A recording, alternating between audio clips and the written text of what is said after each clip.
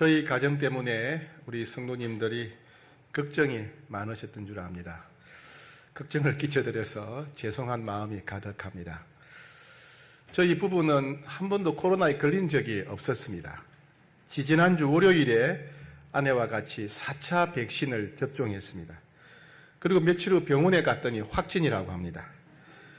확진 상태에서 백신을 맞았는지 아니면 백신을 맞은 후에 확진이 되었는지 하여튼 그 다음 날부터 통증이 시작되었습니다. 근육통, 인후통, 두통, 기침까지 한꺼번에 몰려와서 일주일 동안 꼬박 통증에 시달렸습니다. 한기까지 찾아와서 일주일 내내 땀을 뻘뻘 흘리면서 지냈습니다. 질병으로 고통받는 성도님들의 고통스러운 마음을 조금이나마 느낄 수 있는 시간이었습니다. 몸과 마음의 질병으로 인해 고통당하는 성도님들을 더 잘 보살펴야 되겠다, 그런 결심을 하게 되었습니다. 의사들은 한국인들이 유난히 많이 걸리는 3대 질병이 있다고 말합니다.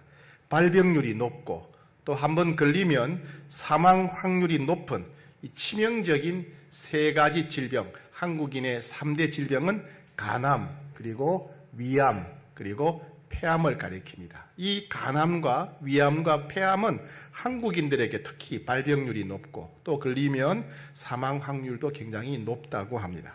이 3대 암은 육체에 해당되는 병입니다. 그런데 마음에 해당되는 3대 질병도 있습니다. 오늘은 이 육체의 3대 질병과 비견할 수 있는 마음의 3대 질병에 관해서 함께 은혜를 나누고자 합니다. 예수님은 베들레헴에서 태어나셨지만은 30세가 될 때까지는 주로 나사렛에서 지내셨습니다. 그래서 예수님을 나사렛 사람, 나사렛 예수라고 부르기도 합니다. 30년 동안 나사렛에서 사시다가 30살이 되었을 때 나사렛을 떠나 갈릴리 지역에 있는 가버나움이라고 하는 곳에서 공생애를 시작하십니다.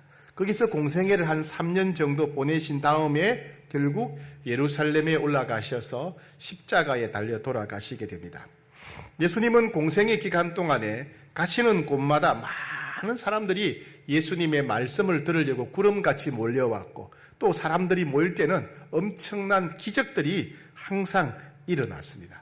그러다가 어느 날 예수님께서 가족들이 있는 고향 나사렛을 방문하시게 되었습니다. 오늘 본문 1절 말씀 우리 같이 읽겠습니다. 1절 시작. 예수께서 거기를 떠나사 고향으로 가시니 제자들도 따르니라. 예수님은 고향인 나사렛에 가셔서 그곳 회당에서 사람들에게 설교를 하셨습니다. 가르치셨습니다. 2절 말씀 시작. 안식일이 되어 회당에서 가르치시니 많은 사람이 듣고 놀라 이르되 이 사람이 어디서 이런 것을 얻었느냐? 이 사람이 받은 지혜와 그 손으로 이루어지는 이런 권능이 어찌 됨이냐? 예수님의 설교를 듣고 당시 나사렛에 있는 사람들은 깜짝 놀랐다는 겁니다. 그 지혜와 그 말씀의 권세에 대해서 깜짝 놀랐고 예수님이 가시는 곳마다 놀라운 치유의 기적이 일어났다는 소식을 듣고 소문을 듣고 그들은 큰 충격을 받았습니다.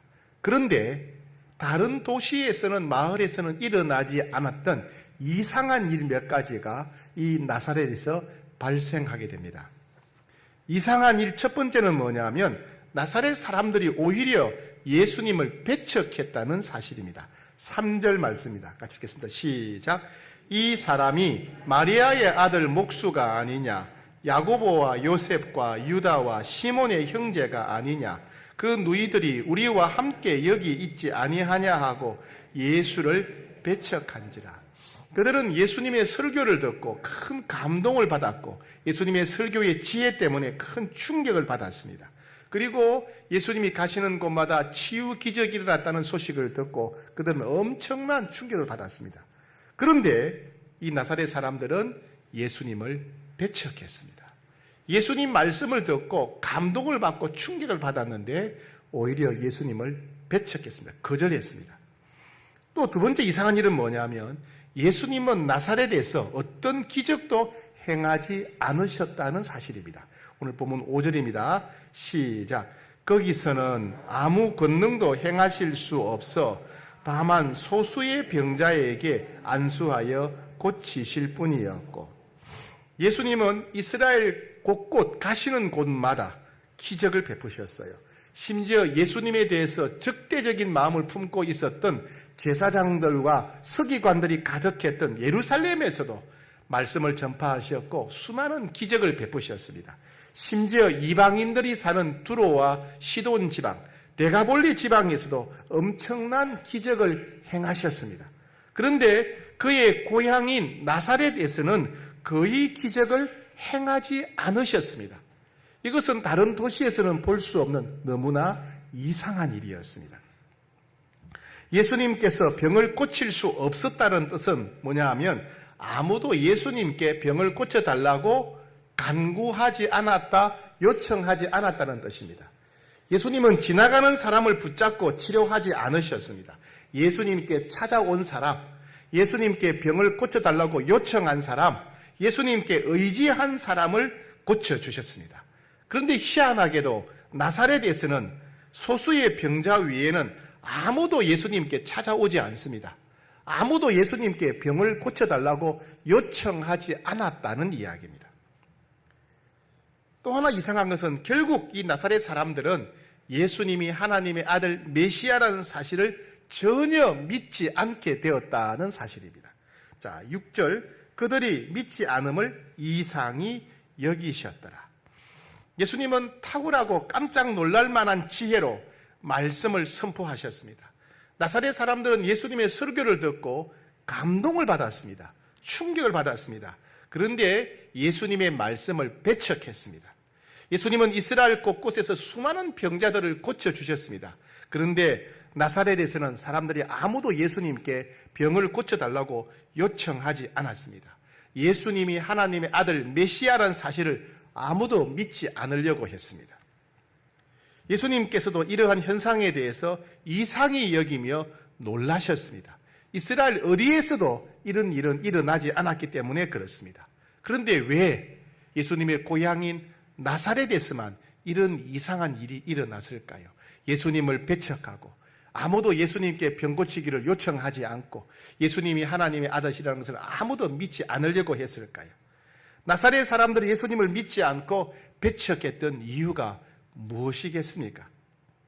그것은 나사렛 사람들의 마음이 병들었기 때문에 그렇습니다. 나사렛 사람들의 마음이 병들었기 때문에 예수님의 말씀을 듣고 감동을 받아도 그 말씀을 받아들이려고 하지 않았던 것입니다. 예수님의 말씀은 다른 사람들의 설교와 달리 엄청난 충격을 안겨주었지만은 나사렛 사람들의 마음이 병들었기 때문에 그 말씀을 받아들이지 않은 것입니다. 다른 도시 사람들은 병든 몸을 고쳐달라고 예수님께 달려왔지만은 나사렛 사람들은 마음이 병들었기 때문에 아무도 예수님께 가까이 다가가려고 하지 않았습니다.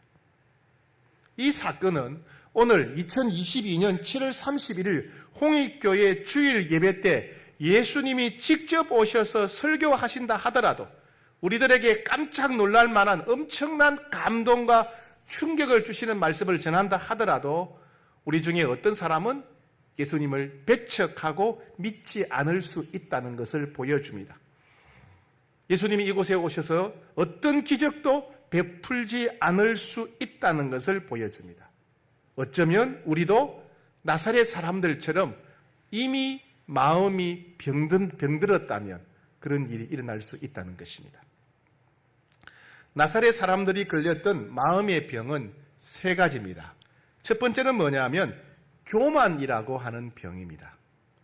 교만한 사람은 상대방의 이야기에 귀를 기울이지 않습니다. 교만한 사람은 상대방의 의견을 무시합니다. 교만한 사람은 상대방의 의도나 상대방의 형편을 함부로 판단합니다. 교만한 사람은 자기 이야기만 하려고 합니다. 나사렛 사람들이 교만해진 이유는 무엇일까요? 오늘 본문 3절을 같이 읽겠습니다. 시작. 이 사람이 마리아의 아들 목수가 아니냐? 야고보와 요셉과 유다와 시몬의 형제가 아니냐? 그 누이들이 우리와 함께 여기 있지 아니하냐 하고 예수를 배척한지라. 나사렛 사람들이 교만해져서 예수님을 향해서 마음을 닫은 이유는 뭐냐면 예수님이 어떤 사람인지 자신들이 너무나 잘 안다는 착각 때문입니다. 너의 부모님을 우리가 안다. 너희 어머니 마리아지 않느냐? 그리고 너의 직업은 목수지 않느냐? 그리고 너의 동생들 야고보, 요셉, 유다, 시몬 너희 동생들을 우리가 다 알고 너희 누이들도 다 안다. 네가 지난 30년 동안 우리 동네에서 어떻게 살아왔는지, 네가 어떤 사람인지 우리는 너무도 잘 안다. 우리가 30년 동안 너를 지켜본 결과 너는 탁월한 사람도 아니고 특별한 사람도 아니야. 사실 예수님은 30년 동안 나사렛에서는 그냥 평범한 목수로 사셨습니다. 어떤 탁월한 점도 특별한 점도 보이지 않으셨습니다. 남들처럼 그렇게 평범한 일상을 30년 동안 살아오셨다는 것입니다. 그런데 30살을 지나시면서 예수님은 비로소 예수님이 누구신지 세상에 밝히 드러내셨습니다.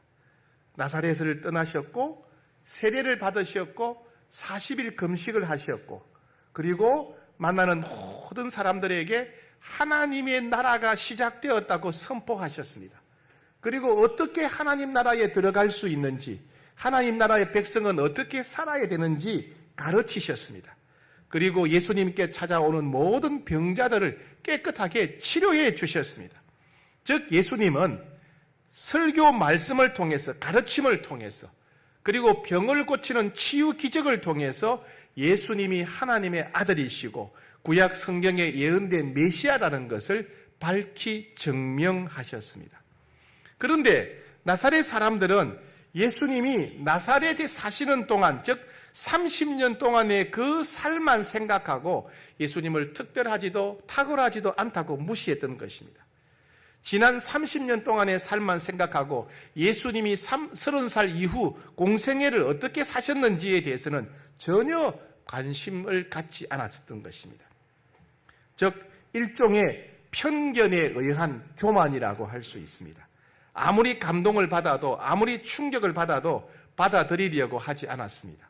그들 중에는 병자들도 있었지만은 다른 도시 사람들처럼 예수님께 요청하지 않았습니다. 우리의 교만은 은혜의 장애물이 되기도 하고 믿음의 걸림돌이 되기도 합니다.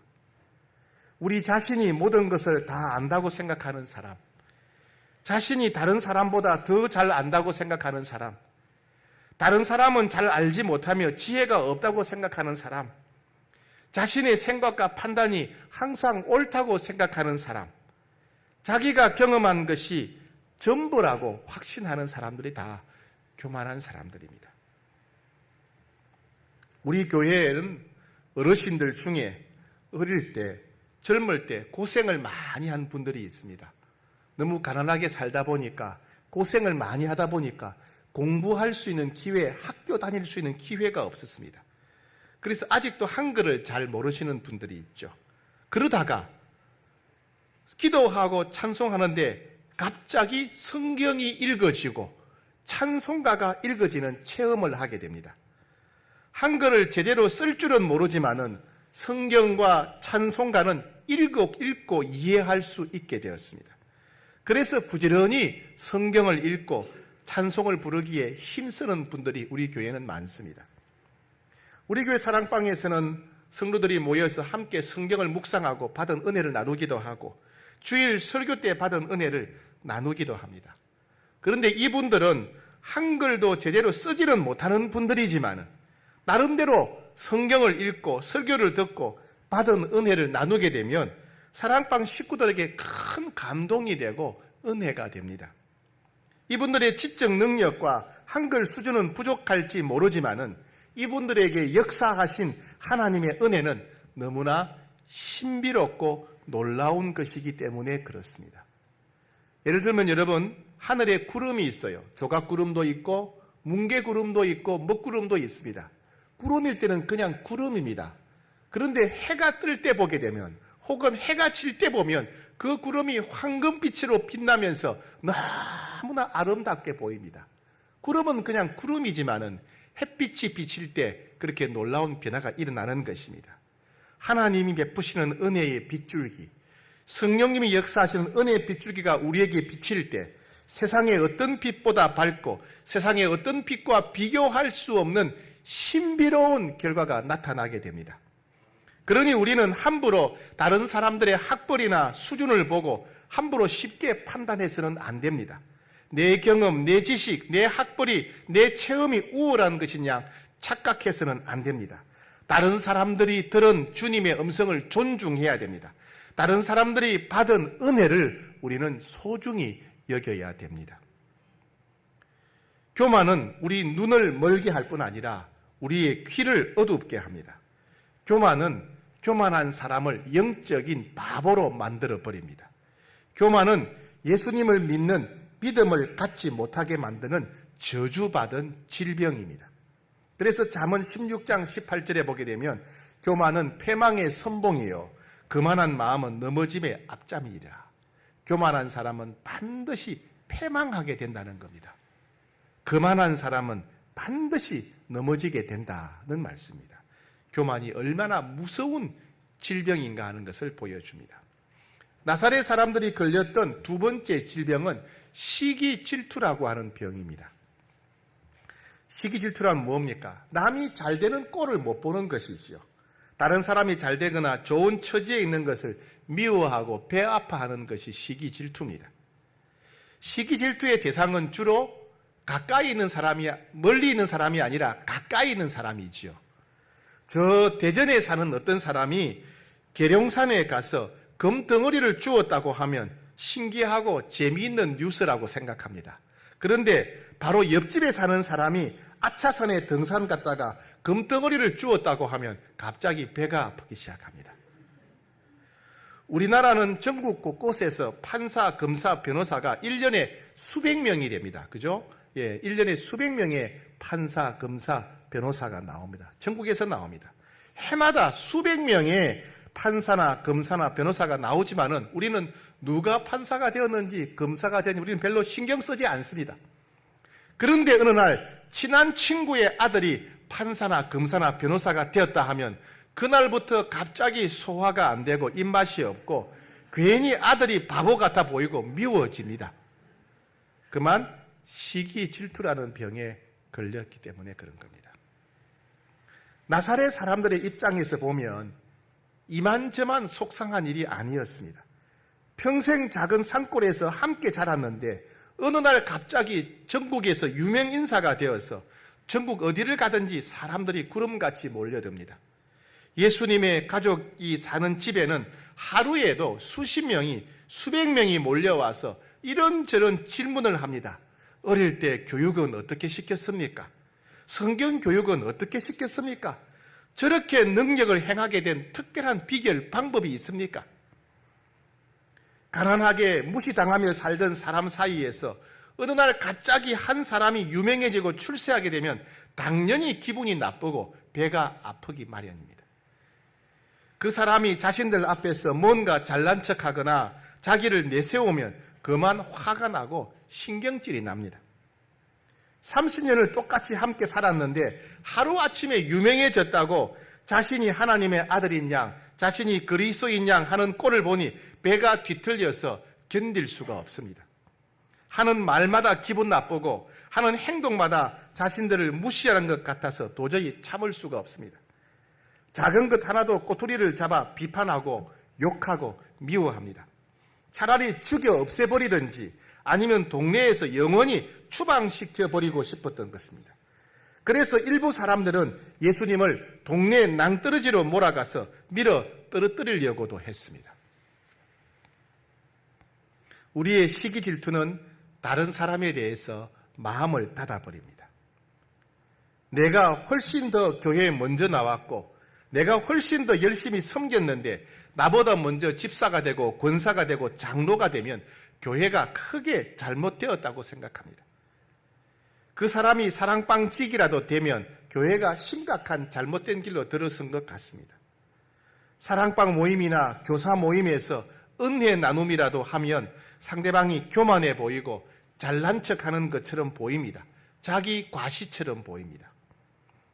그런데 우리가 시기 질투심 때문에 다른 사람들에 대해서 마음을 닫게 되면 하나님을 향해서도 마음을 닫게 됩니다. 우리가 시기 질투라는 병에 걸리게 되면 하나님이 주시는 은혜를 느끼지 못하게 되고 우리의 믿음이 성장하지 못하게 됩니다. 우리가 열등감이나 우월감, 시기 질투심에 시달리게 되면 그때부터 하나님의 음성이 들리지 않습니다. 아무리 찬양을 크게 불러도, 아무리 오랫동안 기도해도, 아무리 선한 일에 힘써도 우리 마음에 시기 질투심에 사로잡혀 있으면 하나님의 임재가 느껴지지 않습니다. 하나님의 평강이 느껴지지 않습니다. 여러분, 그리스도인의 삶은 평강의 삶입니다. 우리는 어떤 상황에서도 하나님이 우리와 함께 하시며 돌보시기 때문에 평강을 누릴 수 있습니다. 예수님께서는 아무것도 어떤 것도 염려하지 말고 평안하라고 말씀하셨기 때문에 우리는 평강을 누려야 됩니다. 성령님께서는 날마다 샘솟듯이 평강을 부어주시기 때문에 우리는 언제 어디서나 이 신비로운 평강을 맛보며 누리며 살아야 됩니다. 그래서 그리스도인들과 세상 사람들의 차이는 평강입니다. 그런데 시기 질투라는 병에 걸리는 순간 이 신령한 평강이 그만 사라져 버립니다. 잠언 14장 30절 평온한 마음은 육신의 생명이나 시기는 뼈를 썩게 하느니라. 우리는 극심한 고통을 이야기할 때 뼈를 깎는 고통, 뼈가 썩는 고통이라고 합니다. 시기 질투라고 하는 병에 걸리게 되면 뼈가 썩는 고통을 느끼게 된다는 겁니다. 그리스도인을 그리스도인답지 못하게 만드는 질병, 우리의 평강을 빼앗아가버리는 마음의 질병 두 번째는 바로 시기 질투라는 병입니다. 이 시기 질투라는 병은 우리로 하여금 믿음을 갖지 못하게 하고 하나님의 은혜를 누리지 못하게 하는 저주받은 질병입니다. 나사렛 사람들이 걸렸던 세 번째 마음의 병은 뭐냐면 마음의 상처입니다. 상처. 몸에도 상처가 있듯이 우리의 마음에도 상처가 생깁니다. 상처는 언제 생깁니까? 내가 믿고 의지했던 사람으로부터 내가 거절당했을 때 너무 마음이 서럽지요. 내가 믿었던 사람한테 배신당했을 때, 상대방이 나를 경멸하거나 무시했을 때, 내가 의지했던 사람이 나에게 무관심할 때 우리는 마음에 상처를 받게 됩니다. 마음에 상처가 있는 사람은 자신도 모르게 분노가 폭발하거나 과도한 슬픔이나 우울감에 빠지게 됩니다.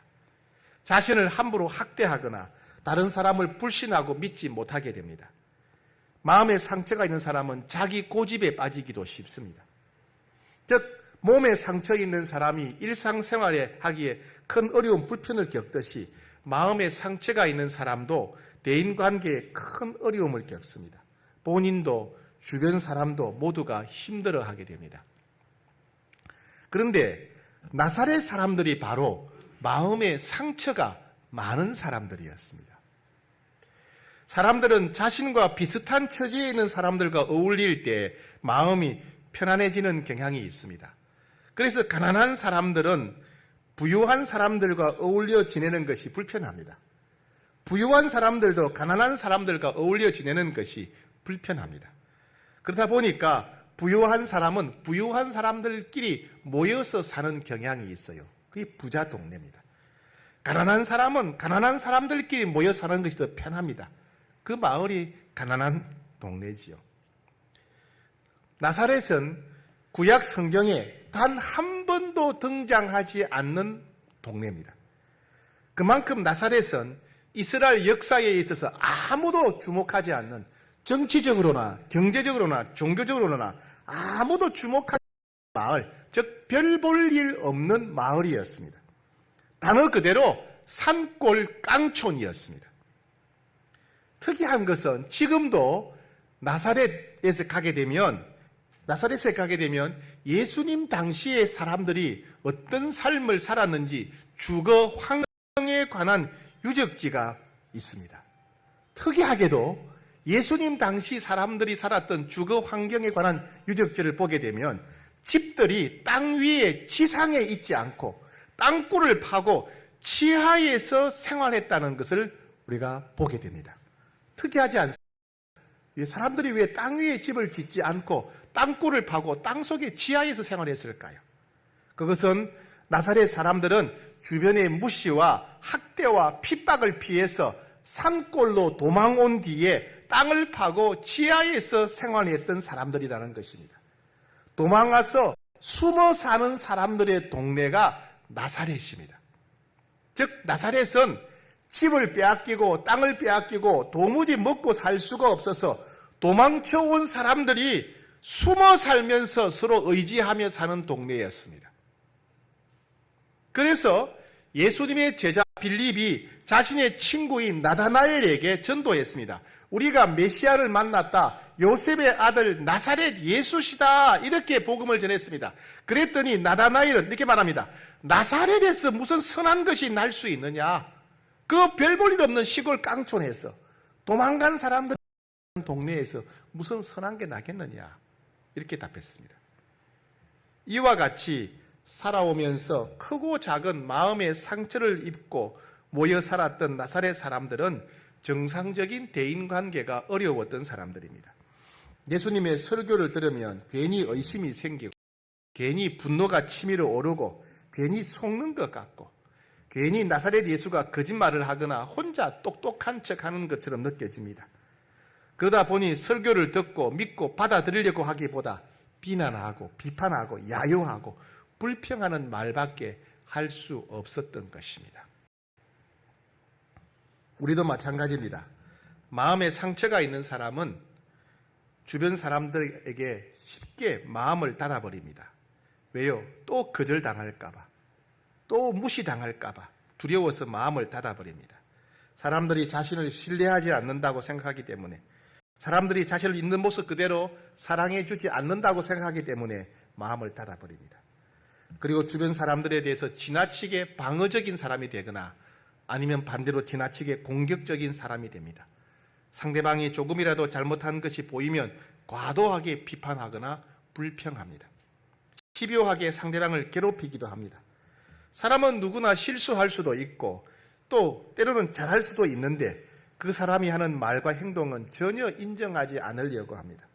한번 생각이 삐뚤어지면 대화가 어렵고 타협이 어려운 고집불통이 되기도 합니다. 마음에 상처가 생기게 되면 이와 같이 대인관계도 어렵지만은 하나님과의 관계도 매우 어려워집니다. 가까운 사람들로부터 상처를 입은 사람은 주변 사람은 물론 하나님에 대해서도 마음을 닫아버립니다. 하나님 앞에서도 불평합니다. 마음에 상처가 많은 사람은 하나님의 말씀은 전적으로 신뢰할 수는 없다라고 생각합니다. 마음에 상처가 많은 사람은 하나님의 사랑은 조건적이라고 생각합니다. 마음에 상처가 많은 사람은 하나님의 마음은 시시때때로 변한다고 생각합니다. 마음에 상처가 많은 사람은 하나님께 전적으로 맡기고 의지하는 것은 어리석은 일이라고 생각합니다. 그러니 마음에 상처가 많은 사람은 영적으로 성장하기가 매우 어렵습니다. 본인도 마음이 변화되기를 원하고 본인도 성장하기를 원하지만은 스스로 마음을 닫기 때문에 하나님의 은혜를 누리지 못합니다. 믿음이 성장하지 못하는 것입니다. 이와 같이 마음의 상처는 우리의 믿음의 성장을 방해하는 저주받은 병입니다. 이와 같이 나사렛 사람들은 세 가지 마음의 병에 걸려 있었습니다. 교만과 시기 질투와 마음의 상처라는 병입니다. 이 마음의 상처는, 이 세 가지 질병은 우리로 하여금 하나님의 사랑을 느끼지 못하게 만들고 하나님의 말씀을 듣지 못하게 만드는 질병입니다. 이 마음의 질병은 우리로 하여금 기도하지 못하게 합니다. 예배를 형식적으로 드리게 합니다. 설교를 들어도 깨달아지지 못하게 합니다. 감동은 받되 충격은 받되 믿지 못하게 만듭니다. 마음의 질병은 결국 우리의 믿음이 무너지게 만드는, 아예 믿음을 갖지 못하게 만드는 치명적인 질병입니다. 우리가 아무리 마음으로 결심하고 결단해도 쉽게 고쳐지지 않는 것이 바로 마음의 질병입니다. 그렇다면 이 마음의 질병을 우리가 어떻게 치료할 수 있겠습니까? 오늘 설교는 여기까지입니다. 여기까지입니다. 이제 한 주간 여러분 지내시면서 오늘 말씀을 생각하면서 하나님 앞에서 영적 건강검진을 받으셨으면 합니다. 우리가 병원에 가서 건강검진 받듯이 나는 어떤 마음의 질병이 있는가? 하나님 앞에서 자신을 돌아보는 시간을 가지셔야 됩니다. 그 질병은 너무나 치명적입니다. 예수님 말씀을 듣고도 믿지 않을 만큼, 예수님을 신뢰하지 않고 예수님을 의지하지 않을 만큼, 믿음이 생기기도 전에 무너지게 할 만큼 치명적입니다. 이번 한 주간 우리 자신을 잘 돌아보고 우리 안에 어떤 마음의 질병이 있는가를 살펴보고 그것이 내 문제라고 인정하셔야 됩니다. 그리고 주님께 기도하며 주님, 이 마음의 질병을 어떻게 해야 치료할 수 있습니까? 주님, 이 마음의 질병을 치료해 주십시오. 기도하는 시간을 가져야 되겠습니다.